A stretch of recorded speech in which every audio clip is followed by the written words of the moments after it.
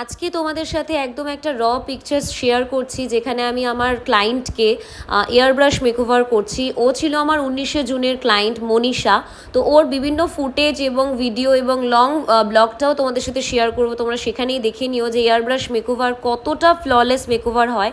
তোমরা অনেকেই বুকিংয়ের সময় জিজ্ঞাসা করো বা কনফিউজড হয়ে যাও যে তোমরা কোনটা নেবে, আলট্রা এইচডিটা নেবে না এয়ারব্রাশ নেবে। তো তাদের জন্যই আরও স্পেশালি আমার এটা পোস্ট করা।